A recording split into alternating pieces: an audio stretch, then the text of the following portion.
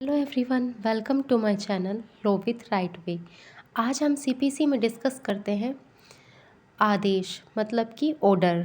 CPC में CPC जो है वो दो पार्ट में डिवाइड की गई है, एक सेक्शन एक ऑर्डर।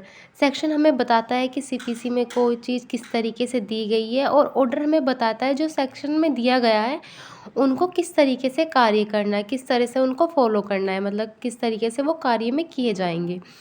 देख सीपीसी में सेक्शन 158 सेक्शन दिए गए हैं और 51 ऑर्डर दिए गए हैं। जो ये हमारे 51 ऑर्डर दिए गए हैं, जो हमारे फर्स्ट शेड्यूल है मतलब पहली सूची है, उसमें इन ऑर्डर को दिया गया है। हमारा पहला ऑर्डर है वादों के पक्षकार मतलब कि पार्टी टू सूट।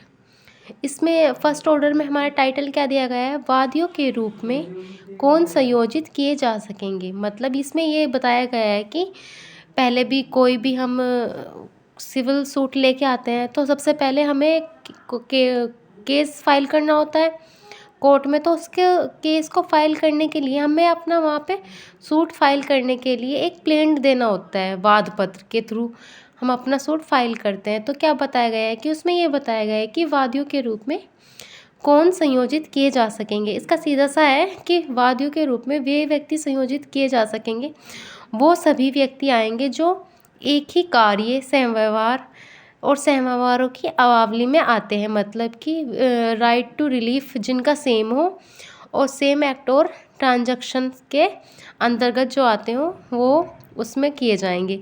इसका सेकंड जो बी दे रखा है, बी में ये दे रखा है कि ऐसे व्यक्ति उसमें संयोजित किए जा सकेंगे जैसे कि उन्होंने क्या किया, कोई अलग से वो वाद लेके आए हैं, अलग से वाद लेके आते हैं।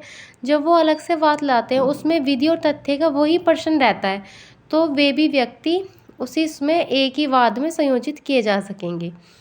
फिर हमारे धारा जो 2 है उसमें दिया गया है कि पृथक विचारण का आदेश करने की न्यायालय की शक्ति, कि जो फर्स्ट में क्या बता दे कि वादियों के रूप में कौन संयोजित किए जा सकेंगे।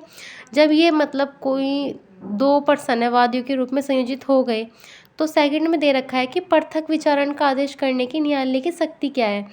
इसमें दे रखा है कि जहाँ पर जैसे कि वादियों के रूप में 2 बंदे या 3 या 10 जितने भी संयोजित हो जाते हैं, फिर कोर्ट को लगता है कि इनके संयोजित होने से किसी सूट की कार्यवाही में कुछ उल्लंघन हो रहा है, कुछ उलझन आ रही है, विलम्ब हो रहा है, तो क्या करता है कोर्ट को इतनी शक्ति है न्यायालय को कि वो ऐसा आदेश दे सकता है कि आप अलग से दूसरा सूट दाखिल कर दें।